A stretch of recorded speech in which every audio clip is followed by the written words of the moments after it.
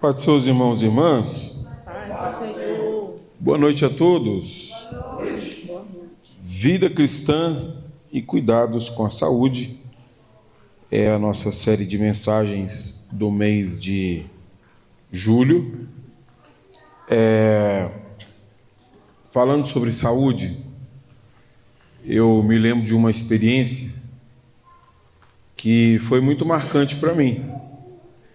Eu conversava com um jovem, na época quando eu ainda era líder de jovens, há muitos anos atrás, e esse jovem chegou um pouco emocionado para mim, dizendo: Israel, fiz um exame, descobri que eu estou com diabetes.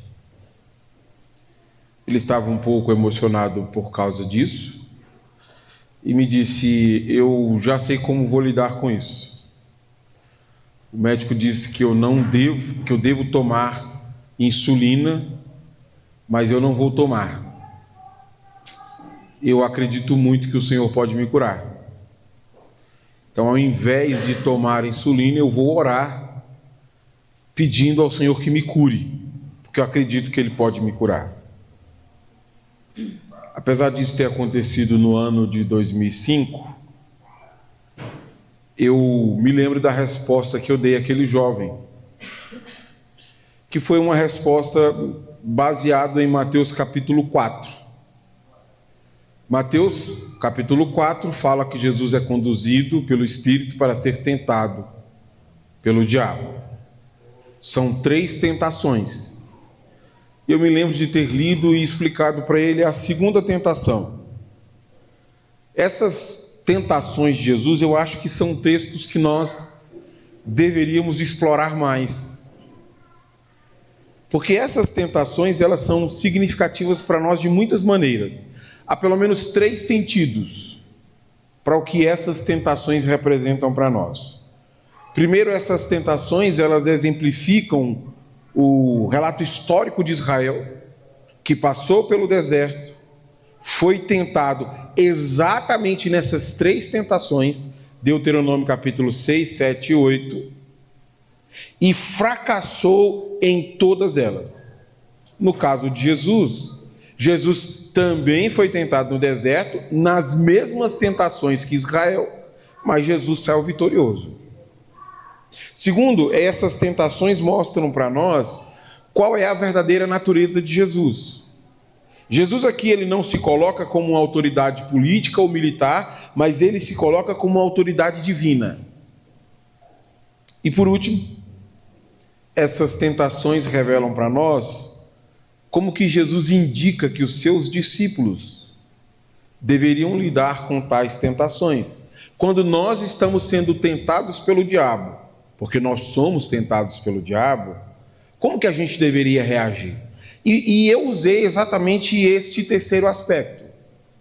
Como você, jovem, que está com uma diabetes, que não quer tomar insulina, deve reagir diante desta situação, que para ele estava se revelando como uma tentação. Bom, eu queria então explicar para vocês apenas a segunda tentação e voltar depois da explicação para esse caso. Qual foi a resposta que eu dei para ele? Então eu começo explicando a tentação e depois volto na minha resposta para aquele jovem. Mateus 4, versículos 5 e 6.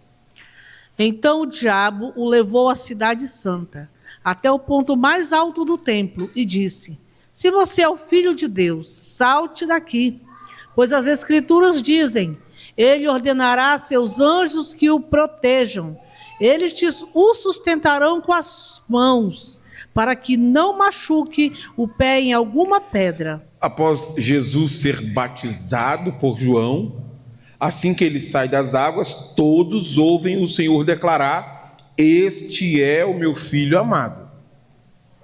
O diabo utiliza essa mesma expressão, mas o diabo não questiona se ele é filho de Deus. O diabo aqui tem um propósito diferente. O propósito do diabo nessa tentação é verificar se Jesus sabe o sentido dele ser o Filho de Deus.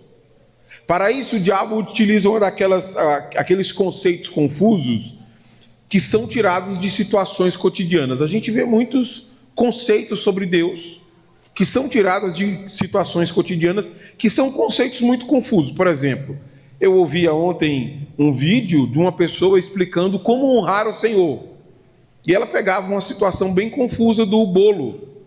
Honrar o Senhor é cortar o primeiro pedaço e dar para Ele. Se você não der o primeiro pedaço, você não está honrando Ele. Ele não quer o restante, Ele quer o primeiro. Então a gente tira dessas situações cotidianas lições sobre o nosso relacionamento com o Senhor. O que o diabo está fazendo aqui é exatamente isso. O diabo está dizendo: ora, você não é filho de Deus? Qual é o pai que ama o seu filho, que ouvindo um pedido do seu filho não atenderia? Não foi Deus que disse que você era o filho amado? Qual é o pai? Só que aí o diabo acrescenta um argumento. Além do fato de Deus ter dito que você era filho dele, o diabo cita o Salmo 91. Porque além de Deus te amar, está escrito no Salmo 91, Ele dará ordem aos seus anjos a teu respeito. Então veja, é muito óbvio, na relação humana, todo pai cuida do filho. Se você é filho de Deus, Deus tem que cuidar de você. Então as palavras dele são um reflexo de que ele te ama.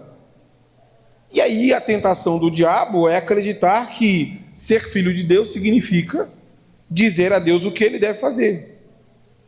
Por isso que essa é uma interpretação errada. Eu coloquei aqui uma citação do Craig Keener, que ele coloca para a gente isso de maneira um pouco mais clara. Diferente dos falsos profetas descritos por Josefó, que esperavam que Deus confirmasse milagrosamente seus atos, ao querer que Jesus pulasse de um lugar alto, possivelmente do canto sudeste do templo, sobre o vale de Cedron, o diabo queria que Jesus presumisse sobre a sua relação com Deus, como se Deus existisse para servi-lo e não o contrário. A linguagem cotidiana do diabo é: olha, você não é filho de Deus? Qual que é o filho que pediria alguma coisa ao pai e o pai não daria? Ainda mais sabendo que foi o próprio pai que disse que vai dar ordem aos seus anjos a seu respeito. Então, nessa tentação do diabo, ser filho do Senhor significa eu poder dar ordens ao Senhor. Você não é filho de Deus? Então diga ao Senhor o que ele deve fazer. Mas aí Jesus então vai explicar que ser filho do Senhor não significa dar ordens ao Senhor. Jesus vai mostrar com a sua prática de vida que ser filho do Senhor significa se submeter às ordens do Pai, estando disposto a obedecer ao Pai, que é uma abordagem muito diferente. Ser filho não significa dar ordens, mas ser filho significa querer obedecer às vontades do Senhor, obedecendo a Ele. Então a estratégia do diabo aqui, ela é uma estratégia muito clara. Primeiro, o diabo utiliza uma lógica humana errada sobre paternidade. Porque isso não é uma situação cotidiana.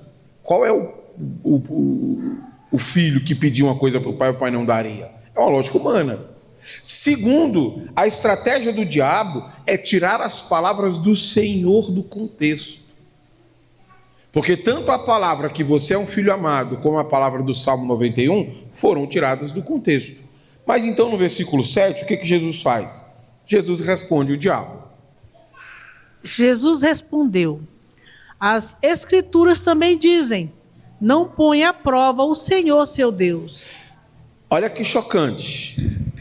Quando Jesus diz, as Escrituras também dizem, Jesus nos dá uma informação aqui importante. Tanto a citação que Jesus está fazendo, como a citação que o diabo fez, foram tiradas do mesmo lugar. Qual lugar? A palavra de Deus, as Escrituras. Tanto as palavras de Jesus como as palavras do diabo vieram das Escrituras. Mas apesar de ambas terem saído das Escrituras, a maneira como essas palavras foram tiradas das Escrituras foram completamente diferentes. Porque no caso do diabo, Ele tirou as palavras da Escritura, desrespeitando completamente o contexto. Não era isso que o texto estava dizendo, porque de fato no Salmo 91, o Salmo fala que o Senhor protege o seu povo de situações perigosas. Nós conhecemos. 1000 cairão ao teu lado, 10.000 ao teu direito. Nós conhecemos o Salmo 91. De fato está escrito que o Senhor protege. Mas o Salmo 91 não diz que o Senhor fica obrigado a fazer isso quando nós pedirmos a Ele. E é isso que o diabo faz. Ah, mas se está escrito que Ele protege, é só você mandar que Ele vai fazer. Você vai usar as palavras dele contra ele e ele vai ficar obrigado a lhe atender. Então, usar as palavras do Senhor dessa maneira colocam o Senhor em conflito consigo mesmo, como se o Senhor estivesse de fato obrigado a fazer aquilo que disse. Só que aí Jesus coloca um ponto adicional. Jesus cita Deuteronômio, capítulo 6, versículo 16. Porque em Deuteronômio capítulo 6, versículo 16, fala sobre como aquelas pessoas colocaram à prova o Senhor. Como que elas fizeram isso? Quando eles estavam em Massá, Êxodo capítulo 17, eles ficaram sem água. Aí eles foram orar a Deus pedindo água. E como Deus havia dito que o Senhor estava com eles, eles usaram essas palavras contra o Senhor. Se o Senhor está mesmo com a gente, manda água. O Senhor não disse que está com a gente? A prova de que de fato o Senhor está com a gente é mandando água. Aí Moisés diz: por que vocês estão tentando o Senhor teu Deus? Tentar o Senhor teu Deus ou colocar o Senhor à prova, como está aqui na Nova Versão Transformadora, significa dizer que Deus está obrigado a atender o nosso pedido quando nós damos a Ele uma ordem. E este é o pecado que o diabo quer induzir Jesus a praticar. Achar que nós podemos manipular Deus ao nosso pedido, da nossa maneira. E o cristão então está aprendendo neste momento que fazer isso com o Senhor é colocar o Senhor à prova. É exatamente isso que o diabo faz. Ué, você não é filho de Deus? Não foi ele que falou isso para todo mundo ouvir? E ele também não falou que protege o seu povo enviando seus anjos? É fácil. Joga-se daqui lá embaixo e diga: Senhor, está escrito na tua palavra que o Senhor dará ordem aos teus anjos. Então não me deixe cair. Porque eu sou seu filho amado. E o Senhor disse que daria ordem ao nosso respeito. Então o que o diabo está fazendo aqui é manipulando o texto bíblico da maneira como ele achar mais conveniente. Você já viu como isso é uma atitude diabólica, mais cotidiana? A gente gosta, né, de abrir o texto bíblico assim, botar um texto dele, toma. O que está escrito aqui? Aí, opa, é isso que Deus está me dizendo. A palavra significa isso que eu acabei de ler. Eu já até contei essa história da jovem que foi trabalhar com um vestido muito curto. E a pessoa indagou ela: uai, mas crente pode usar vestido curto desse jeito? E ela respondeu: claro que pode, a Bíblia diz que eu posso todas as coisas naquele que me fortalece. O que nós descobrimos então é que é possível manipular o texto bíblico de maneira diabólica. O que Jesus vai fazer é exatamente o oposto. Jesus olha para o texto e busca no texto o significado pretendido pelo Senhor. De fato, o Senhor disse que daria ordem aos seus servos para protegê-los, mas Ele não disse que Ele está obrigado a fazer isso quando nós clamamos. E Ele também disse que nós não deveríamos tentá-lo com os nossos pedidos. Eu queria então encerrar com essa citação e partir para as aplicações, porque aqui eu acho que fica bem óbvio o que Jesus está nos ensinando. As 3 tentações têm relação com o Shema, que ordena amar a Deus de todo o coração, alma e força. A segunda tentação testa a segurança de Jesus e o seu desejo de preservar a própria vida, verificando-se se ele continuará fiel a Deus mesmo em risco de morte. No começo da pregação, eu falei para vocês que em 2005 um jovem me procurou e disse: eu fui diagnosticado com diabetes, tenho que tomar insulina, mas não farei. porque o Senhor é poderoso para me curar. E eu não vou tomar insulina. Eu vou orar, citar algumas passagens bíblicas dessa: o Senhor é poderoso, Ele pode infinitamente mais, e eu acredito que o Senhor de fato vai me curar. Na cabeça daquele jovem, citar esses textos fora de contexto era um ato de fé. Mas depois de explicar para ele Mateus capítulo 4, ele compreendeu que aquilo não era a fé, mas era uma maneira de colocar o Senhor à prova.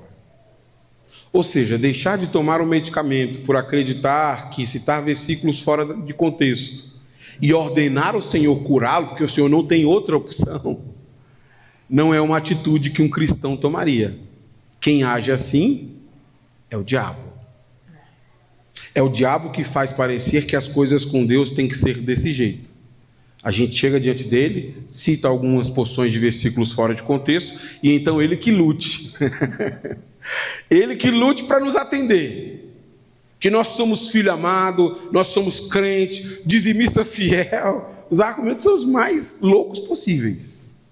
E nós chamamos tudo isso de fé, quando na verdade a Bíblia chama isso de tentar o Senhor, ou de colocar o Senhor à prova.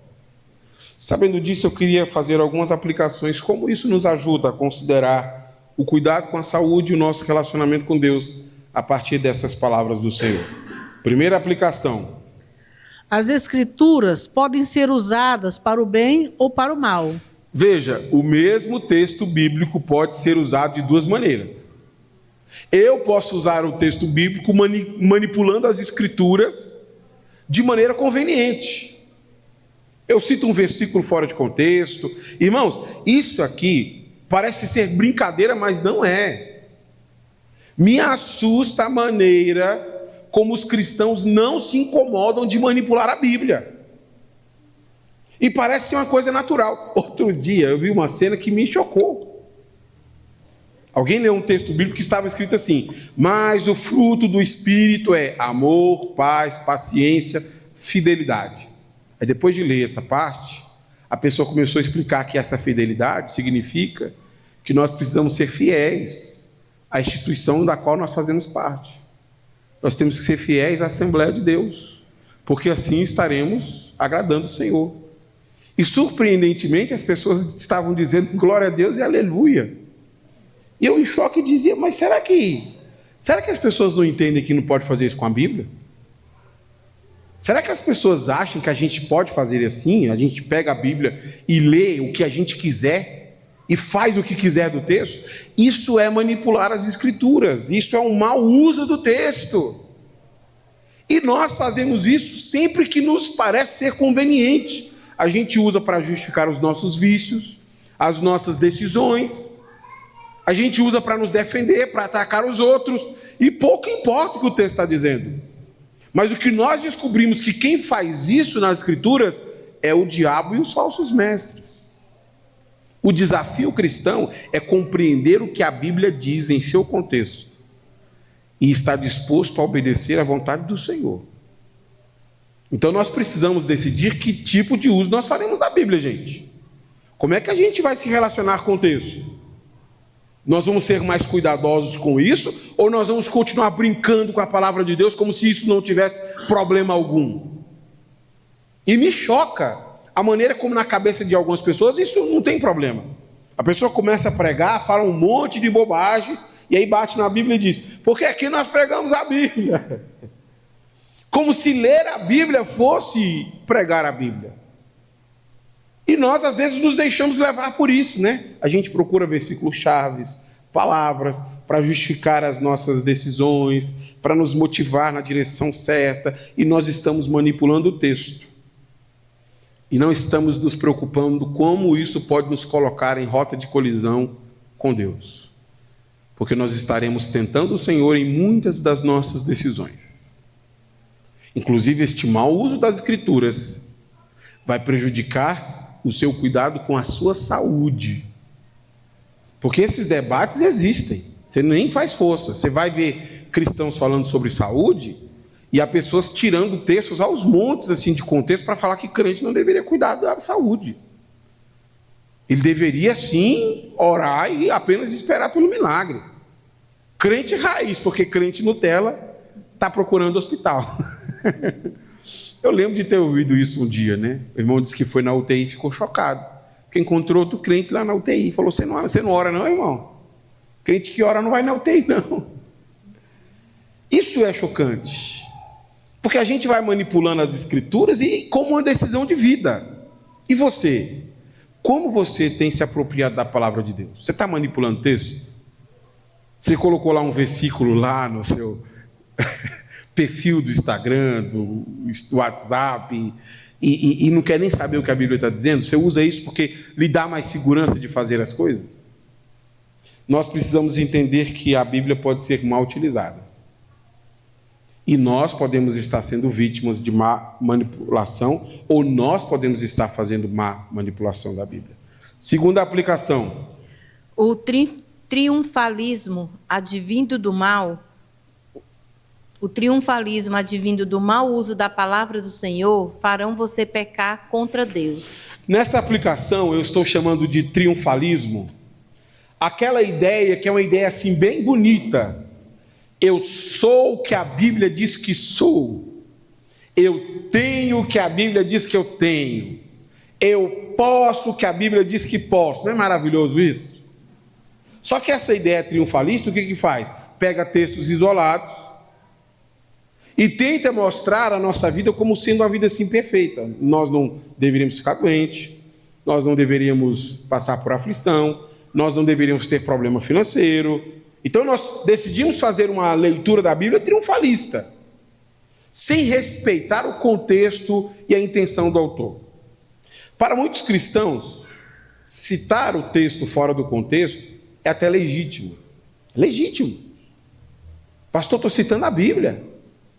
Então Deus que lute para fazer o que está escrito na Bíblia. Aí a gente descobre que quem fez isso primeiro foi o diabo. O diabo fez isso quando distorceu lá no jardim. É verdade que vocês não podem comer fruto nenhum?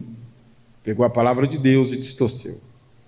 E o diabo faz a mesma coisa aqui com Jesus. É verdade que se você dizer, se jogar daqui, os anjos virão e lhe protegerão?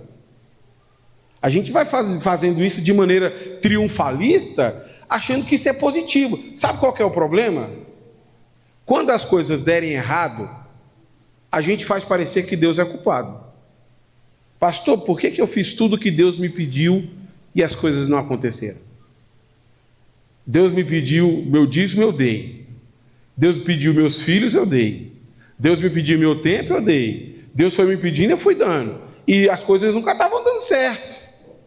Porque na nossa imaginação triunfalista é assim. Alguém nos pede uma coisa, a gente dá, esperando que isso vai criar um crédito com Deus. Ah, pastor, existe uma conta corrente lá no céu e o meu saldo está positivaço. Deus me deu um cartão black. Onde eu passar, Deus vai ter que fazer. Porque o tanto que eu jejuei, o tanto que eu orei. Aí você vai lá na sua fé triunfalista, faz a coisa e dá errado. Aí como é que você fica? Frustrado. Eu jejuei 365 dias e não passei na prova. Eu orei 30 dias e não fui curado. E nós ficamos extremamente frustrados. Porque nós não estamos nos baseando no conhecimento de Deus. Nós estamos nos baseando nos contextos que nós criamos para o texto. A gente decidiu fazer isso com o texto e depois quer colocar Deus no meio da história. A gente decidiu manipular o texto ao nosso modo e depois quer que Deus se torne responsável por isso. Calma. E por isso que há cristãos que estão de fato frustrados com o Senhor. Muito frustrados. Porque eles encheram a sua cabeça com um conhecimento que não era verdadeiro sobre Deus. Eles acharam que seriam pessoas cheias de crédito, que a hora que eles precisassem as coisas iriam acontecer, e no primeiro fracasso eles ficaram frustrados. E não é difícil encontrar alguém frustrado. Alguém que criou-se uma base muito forte, com base no hino. Estava lá na casa, cantou um hino, encheu o coração de esperança e falou: acabou. Eu não quero nem saber, eu vou lá e vou parcelar essa casa e Deus vai me dar um jeito de pagar essa casa. Aí a pessoa não consegue, o banco toma a casa, e quem é culpado? Ah, Deus, por que o Senhor me deixou? Aí sabe o que a gente faz? Ao invés de avaliar que nós interpretamos errado a Bíblia, a gente prefere dar explicações espirituais. Não, Deus está me provando para algo melhor. Deus está me provando porque alguma coisa melhor vai acontecer na minha vida. E os nossos fracassos são lidos assim. Porque nós criamos expectativas, nós esperamos coisas do Senhor e os nossos fracassos vão nos empurrando para um momento onde a gente precisa justificar tudo. Isso é problemático. Porque o seu triunfalismo vai levar você para uma vida de pecado. São cristãos que acreditam que Deus pode fazer muitas coisas. Muitas. Mas eles não estão dispostos a perdoar o próximo. São cristãos que acreditam que Deus pode curar enfermos. Mas eles não estão dispostos a abrigar os necessitados. Eles vivem a sua vida individual, esperando Deus fazer alguma coisa por eles, e eles não assumem compromisso nenhum com o Senhor. Porque eles têm versículos. Eu coloquei na traseira do meu carro um versículo. Na porta da minha casa tem um tapete com versículo. Eu passei óleo aqui nas paredes. Então já fiz tudo que Deus esperava de mim. E aí a gente começa a tratar os outros mal, a gente começa a ser ganancioso, a gente começa a ter um monte de problema. E não avalia que nós estamos pecando contra o Senhor. Você consegue imaginar essa cena? Você se jogando do alto de uma montanha, dizendo: cadê, Senhor, o anjo? Eu vou cair, cadê o anjo? E puf, cai no chão. Meu Deus, por que o Senhor fez isso comigo? Aí alguém chega para você e diz: é porque faltou fé. Sobe lá e se joga de novo. Aí o que o pessoal faz? Sobe para se jogar mais uma vez. Ela não para pensar: calma aí. Peraí, talvez eu tenha entendido errado a ordem. Porque se era uma ordem do Senhor e eu caí e bati a cara, talvez eu tenha entendido errado a coisa. Deus talvez falou freio de caminhão e eu tenha entendido freio de caminhão. Ele falou uma coisa e eu entendi outra. Eu estou criando confusões e isso está me fazendo pecar contra o Senhor. Terceira aplicação. O triunfalismo advindo do mau uso da palavra do Senhor trarão prejuízos à sua vida pessoal. Se na aplicação anterior eu foquei na sua relação com Deus, nessa aplicação eu estou relacionando ao aspecto da sua vida cotidiana. Porque além de nos afetar na nossa comunhão com o Senhor, o triunfalismo também nos afeta na maneira como a gente cuida da nossa própria vida. Por quê? Porque já que eu tenho alguns versículos de cor, eu não preciso me preocupar com coisas importantes como cuidar da saúde. Eu não preciso me preocupar com coisas importantes como trabalho. E a gente vai fazendo mau uso desses textos e começa a acumular sofrimentos em nossas vidas que são sofrimentos desnecessários. Sofrimentos desnecessários. Eu cito um exemplo bem contundente que não constrange vocês e constrange a minha categoria. Eu conheço muitos pastores que sofreram de maneira acentuada porque Deus mandou eles saírem do emprego e viver da obra. O problema é que Deus não estava sabendo disso. Aí eles passaram tremenda privação, porque as comunidades de fé têm um problema muito sério com isso. Muitas comunidades são péssimas em assistir os seus necessitados. E aí Deus passou a ser o culpado. E como justificar isso? Não, Deus está me provando. Daqui a pouco as coisas vão acontecer. E eu conheço um sem número de pastores que simplesmente abandonou a ideia. Porque enquanto meus filhos estavam passando fome, eu estava fazendo a obra de Deus. E Deus não estava me ajudando. Então ele passou a ser culpado de um sofrimento que eu coloquei sobre mim. Eu cito como exemplo as palavras de Paulo, 1 Tessalonicenses. Paulo diz assim: enquanto estive entre vocês, trabalhei de dia e de noite para não sair pesado a nenhum dos irmãos. Se a igreja de Tessalônica não tinha como ajudá-lo, ele teve que trabalhar para pastorear. É a realidade de quase todo pastor. As comunidades de fé não conseguem assisti-lo e eles precisam ser verdadeiros guerreiros para trabalhar e poder seguir com o ministério. Mas aí, ao invés de considerar de maneira apropriada o que a Bíblia diz, a gente leva para um lado assim extremo. E depois de sofrer bastante, a gente quer culpar Deus. Porque a gente não cuidou da saúde. Porque a gente não cuidou da nossa vida profissional. Porque a gente não cuidou do nosso relacionamento. Eu já vi histórias, inclusive, de pessoas dizendo: Deus me mandou casar com fulano e eu só sofri na mão dessa pessoa. Como assim? Não, foi, Deus me mandou, sofri e separei. Aí no segundo casamento a mesma história. Agora Deus mandou um varão, o primeiro era uma prova. Ele estava me provando, agora que eu fui aprovado, o segundo é homem de Deus. E separa. Não, aquele lá era o diabo botou na frente. O terceiro é homem de Deus. E começa a ficar assim uma confusão que você fala: irmão, não, é um sofrimento que você está passando sem necessidade.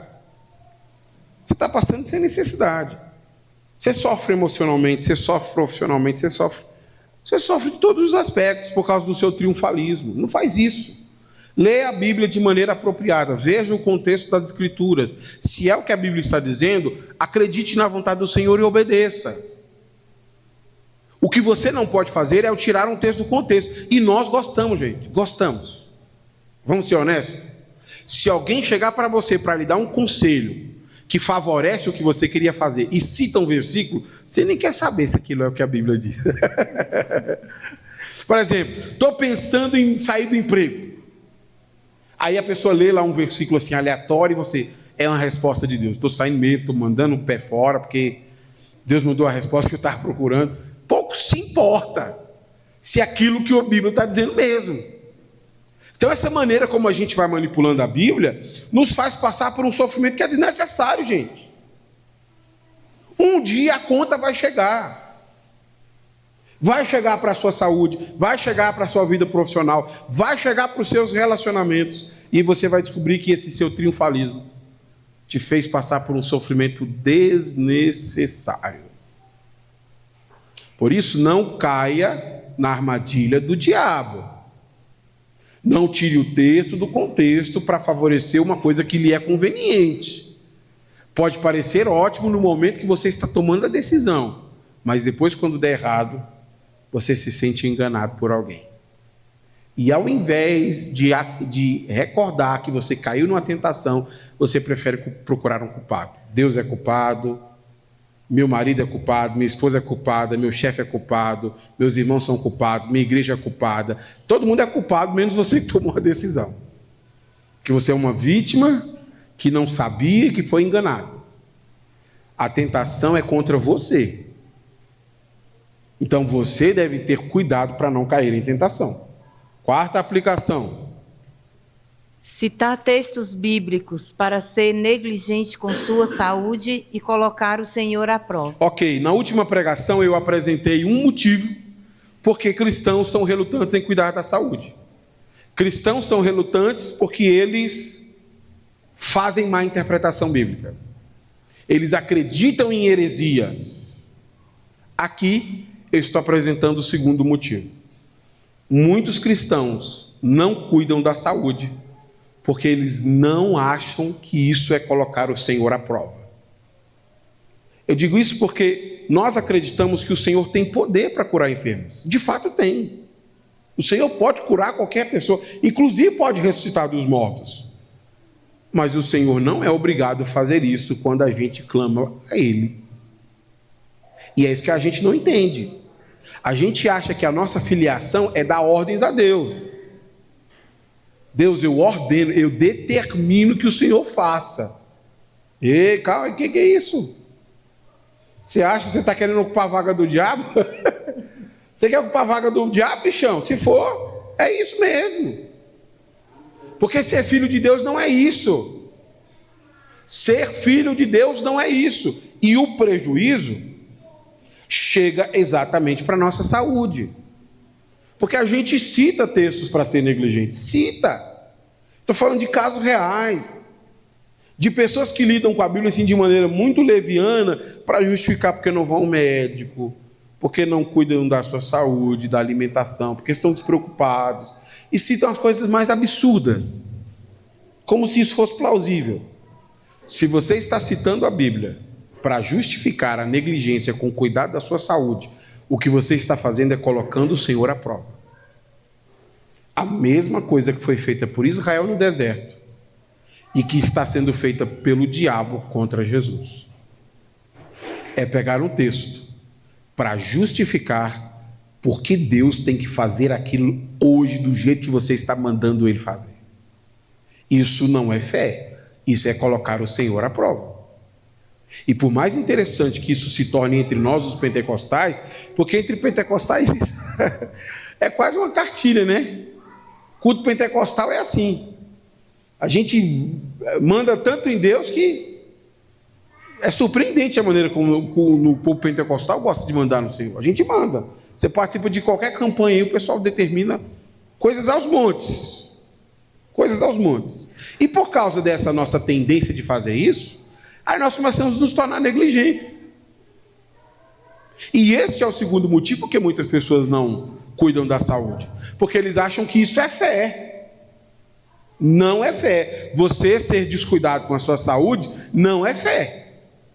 Se você está usando passagens bíblicas para ser negligente com a sua saúde, isso é tentar o Senhor, não fé. Então nós precisamos dar o nome apropriado para a coisa, porque nenhum de nós deveria ficar impressionado com esse tipo de relato. Uma palavra do Senhor não anula a outra. O Salmo 91 diz que de fato o Senhor protege, mas Deuteronômio 6 também diz que nós não devemos colocar o Senhor à prova. Então a nossa estratégia não é manipular o texto, mas olhar o texto e ver o que o texto de fato está dizendo. Quinta e última aplicação, e eu termino aqui. Não construa convicções sobre o Senhor se baseando em suas experiências de vida. Me assusta a maneira distraída como muitos cristãos tentam explicar a sua relação com Deus a partir de coisas cotidianas. A pessoa pega a sua experiência cotidiana e diz, não, porque honrar é cortar o primeiro pedaço e dar para Deus. E a gente vai acreditando nessas coisas, parece até engraçado, né? Porque isso mostra que o nosso nível bíblico é muito baixo. As pessoas querem nos convencer com histórias. Quando uma pessoa vem contar uma história para mim, eu já sei que aquela pessoa nem sabe o que está dizendo. Ela fala assim, não, eu vou te contar uma história para provar o que eu estou dizendo. Não, nem precisa. Porque a nossa fé, ela não se baseia em histórias cotidianas. A nossa fé não se baseia na maneira como o seu pai te tratava, como a sua mãe te tratava. A nossa fé não se baseia na nossa cultura brasileira, na cultura antiga. A nossa fé se baseia na revelação do Senhor em sua palavra. E o problema é quando a gente quer basear a nossa experiência com o Senhor a partir das nossas experiências cotidianas. Ah, pastor, eu acordo todos os dias e dou bom dia, então eu descobri que a minha vida não está indo para frente porque eu não dou bom dia para Deus. Eu dou bom dia para todo mundo, menos para Deus. E na cabeça de muita gente isso faz sentido. Não precisa ter um texto bíblico. Basta ter uma experiência de vida que já é mais suficiente. A gente começa a conduzir nossa vida espiritual nos baseando nisso, nas nossas experiências cotidianas e culturais. A vida cristã não é isso. O nosso relacionamento com Deus, o seu relacionamento com Deus, não pode se basear em analogias. Não pode se basear em analogias, porque uma fé que se baseia em analogias não é uma fé verdadeira. A fé cristã tem que se basear na revelação da palavra de Deus. Então tome muito cuidado com isso, porque a gente começa a construir algumas convicções que são perigosíssimas, gente. Perigosíssimas. E a gente se convence com histórias. Não, porque fulano me contou uma história. Eu lembro um dia estar conversando com uma pessoa que estava tentando explicar por que o pecado dela era legítimo. E ela ficou meia hora, 1 hora, 2 horas no telefone tentando justificar para mim. Ela contou a história assim, a história da minha vida. Tudo começou em 1900. Aí colocava todas as situações hipotéticas. Eu falei, irmã, a vida cristã ela não pode ser lida dessa maneira. Você está tentando interpretar a sua relação com Deus a partir das suas experiências pessoais. Você consegue imaginar isso? como seria difícil lidar com Deus se cada um se relacionasse a partir da sua cabeça? Isso, inclusive, tem levado alguns cristãos a assumirem o controle de facções criminosas em alguns lugares aqui do Brasil. Uma igreja apoiou ministerialmente um traficante, orando por ele, porque Deus ia usar ele com poder para levar paz àquelas comunidades. E naquele lugar impera a paz do Senhor, matando e trocando tiro com bandidos e polícia. E Deus está no controle daquilo tudo. E o que me assusta não é a afirmativa, é a concordância de alguns cristãos. Ah, mas se Deus quiser, Ele pode usar até um traficante armado para fazer a sua vontade. Meu Deus. Então nós vamos construir convicções sobre Deus a partir das nossas experiências? Isso não vai dar certo. O diabo tentou fazer isso com Jesus, e Jesus disse: Satanás, Satanás, tu está tentando me enganar? Logo eu, filho de Deus. Infelizmente nós não temos reagido da mesma maneira. A gente está ouvindo essas coisas e está deixando de se enganar pelas nossas experiências cotidianas. Eu queria orar por você. O que você precisa mudar hoje no seu relacionamento com Deus, que tem afetado o seu cuidado com a sua vida e com a sua saúde? De que maneira você tem feito mau uso da palavra de Deus para tentar convencer você que você não precisa cuidar da sua saúde, você não precisa cuidar da sua vida? Deixa tudo na mão de Deus e vai. Eu queria orar para que o Espírito Santo trouxesse sabedoria a você e entendimento, para que você avaliasse a maneira como você está fazendo uso da palavra. Vamos em pé para que eu possa orar por você. Ó Deus, neste momento estou orando pelos seus filhos e filhas, pedindo a sua ajuda neste lugar. Nós precisamos muito, Senhor, ser ajudados pelo Senhor, porque o diabo está tentando cada um dos teus filhos e filhas das maneiras mais diversas, para que a gente acabe pecando contra o Senhor. Nós não queremos isso, Deus. Nós não queremos ser convencidos pelo diabo e na sua maneira de pensar. Por isso te pedimos, conceda-nos sabedoria para lidar com essas situações, para que assim possamos viver de forma digna diante do Senhor. Assim eu oro e te peço em nome de Cristo Jesus. Amém.